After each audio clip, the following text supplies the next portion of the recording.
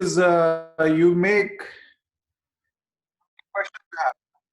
Sir, I Hold didn't. on, don't record yet. Okay. So I'll ask you a series of questions, and all the questions would be based on your life experiences and the architectural practice experiences. So the first question would be, what key life experiences have formed who you are today? So basically, growing up in Ahmedabad, which is, what a big thing for me. It was the Manchester of India at the time, with all the spinning mills, and my grandfather moved and he was a spinning master. And, growing up in this ancestral home that he built, that was a phenomenal experience. My parents, my grandfather's library, it was incredibly loaded with philosophy and, in very, very interesting books. And then when I went into architecture, I found out Louis Kahn and Corbusier built so many buildings. This is Ahmedabad is the only city in the world with more than 4 buildings by the masters.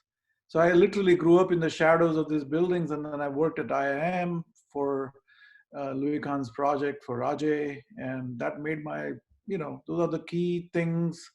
And then I went through struggle in Singapore quite a bit. I left India with $150 in my pocket with no job. I just landed on Singapore airport, you know, and just made it from there, found my own place to stay, found jobs, took walk-in interviews.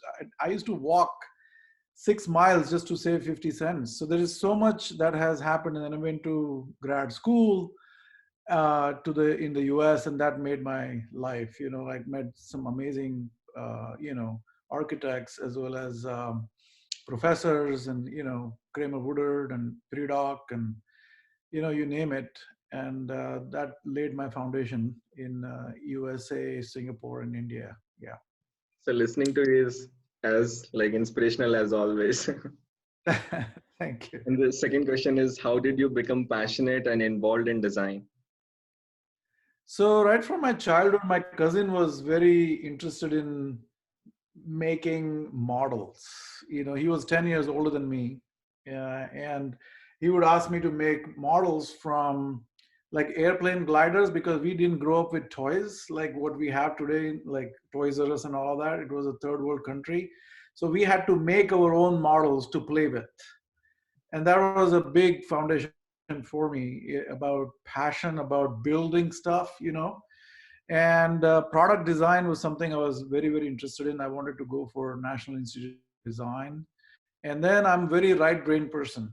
I used to write poems, and got involved in painting and art. And generally, I was very interested in philosophy, and to generally leave or sort of improve the world than how I found it. I think that was crucial for me, just to see how I can better the life around me by doing simple things in the house. And and my dad and my parents started noticing that, and my dad said, why don't you become an architect, because you have the science and then you have the passion and for design, so you have the right brain and left brain at the same time. So that's how I got involved in architecture and design in general. Yeah. What are your core values and how are they reflected in your practice? Wow, that's a profound question. Many people have written on this blackboard. You know what I mean? It's like I've learned a lot from different mentors. And one of my professors used to always tell me that you need to respect simplicity, honesty, wisdom, integrity, modesty in design and all of that. And so those values sort of laid my foundation. So honesty of expression became like a big thing, having worked in Khan's complex in Ahmedabad, where you see what it is, and it is what it is. There is no hiding of anything. A brick is a brick is a brick, right? You're not covering it up with anything. So you express the structure, you express the forces, when you look at the facade, it tells you a story of the forces. So that's the honesty of expression that I learned in Ahmedabad with Rajay. And then economy was always sort of, in the third world countries, economy is one of the best thing. And Louis Kahn always said that it did not take finest of the inks to write the Magna Carta, you know.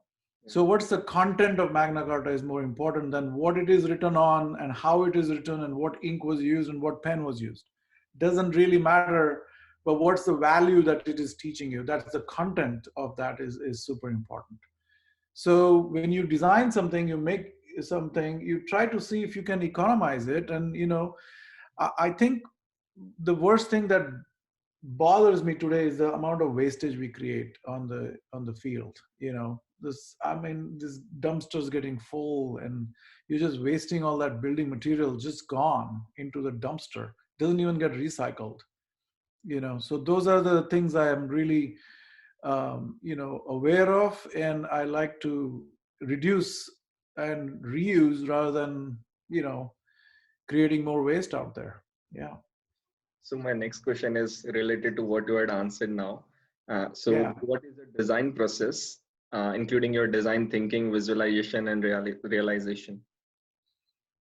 So I look at project very objectively rather than subjectively.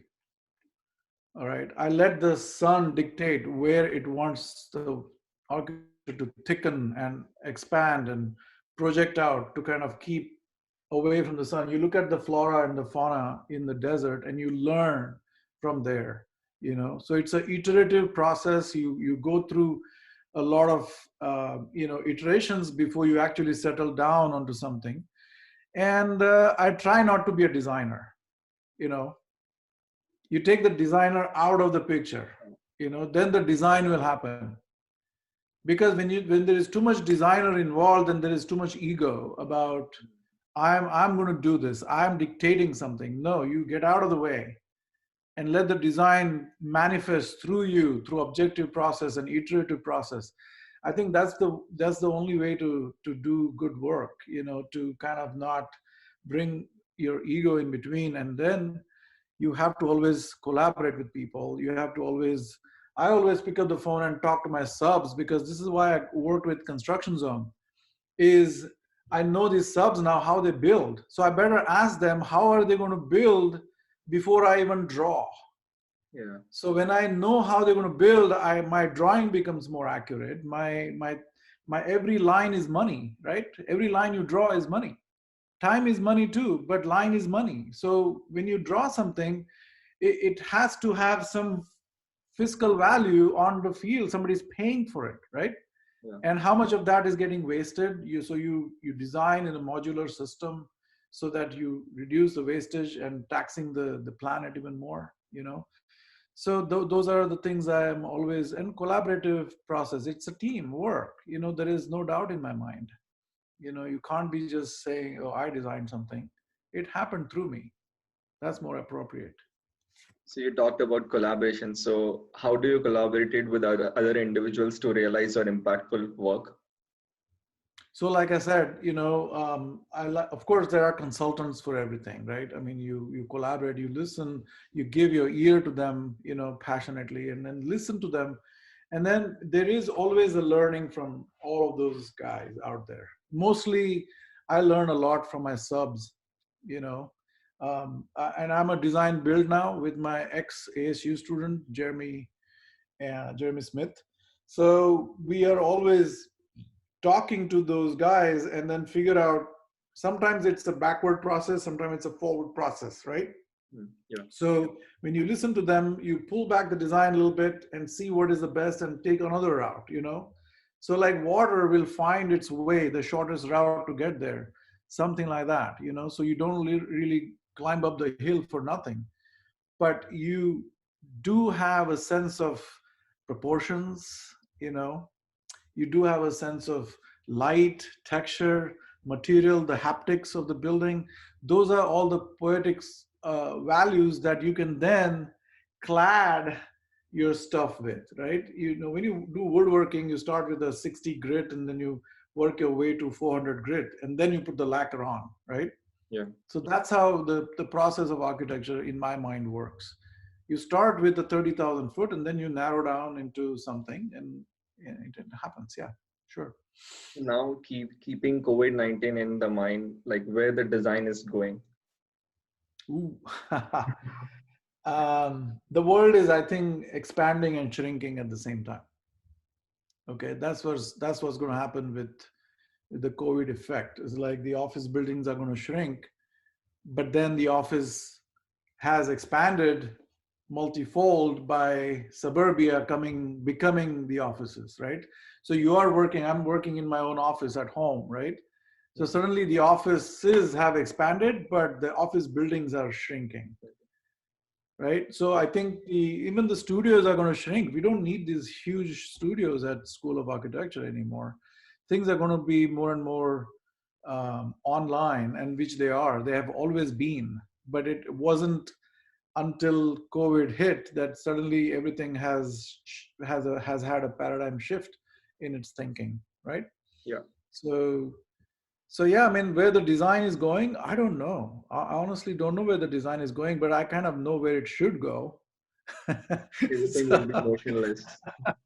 I really think design is, after we broke out of classicism and the modernism came out, and then all these kind of isms came out, Yeah. and that have created sort of a huge entropy in my mind. In actually, there's more confusion and chaos than it used to before. Before, people just knew, okay, this is how you're going to build it. It's bilaterally symmetrical design. You just do it, and boom, you just draw half the building the guys know how to build. Yeah, right? Yeah. But then Corbusier came and said, nope, it's not about symmetry, it's about balance. So everything is about balance now. So things are, it created that mutation in the design process, right? So suddenly this mutation is taking over, and then more and more people join the bandwagon, and I don't know where the design is going, but I know for one thing for sure, that we ought to think more about interdependencies than independence. Yeah. Interdependencies, because we don't exist independently, we exist interdependently. In terms of ecology, we need a more holistic approach to this. And I'm conducting fifth year studio right now, where I am bringing in synanthropy as part of architectural design.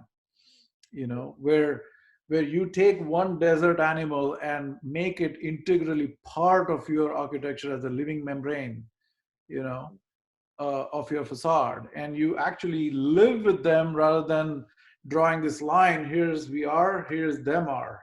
So it doesn't that divisive approach is not going to lead us anywhere. It's going Is to it actually related destroy to this planet even more. biomimicry? Sorry. No biomimicry. No, no, no, no. Okay. This is synanthropy. Okay. Okay, this is about thinking of the world as not anthropocentric. Okay, the universe is not anthropocentric. Okay, there are other species whom we've been completely ignoring. I'm sitting by this window, there's a piece of glass right here, right? Yeah. It clearly demarcates that I'm inside, humans are inside, and rest everything is out there. That that division has to somehow, in my world now, wants to sort of diffuse and become more permeable and become more uh, inclusive rather than exclusive. Yeah. So my next question is, what are the biggest challenges you faced In my life or in general? in general or in your In architecture field? practice, Yeah. biggest challenge is in doing practice. I think getting work is the biggest challenge. How do you get work? That becomes. I mean, I went out of business like twice already, right? Yeah. Because I hold on to my values. Mm-hmm. It's very hard to practice with the values, but at the end of the day, I feel good that I actually do hold on to the values and not destroy this planet any more than it's already been done. So that is the biggest challenge I feel, is to practice with the values that you set up. It's about integrity. It's about not gaining, doing stuff just for financial gains, and that is important. I don't try not to sell the soul, just for the heck of it. So that is the biggest challenge. And there's competition to destroy the planet. There's competition to destroying the planet, and half of my energy goes in trying to curtail that and trying to do the right thing, so that I undo the stuff that many of the people who really don't care have done out there, the damages. You know already the political Yeah. things that are happening in the world today, and how we are just butchering this planet without you know any consideration for anything. So you're not listening to the so those are the mental challenges that I face more than anything else. Yeah. So, what are the advice which you want to give to a young architect or a student?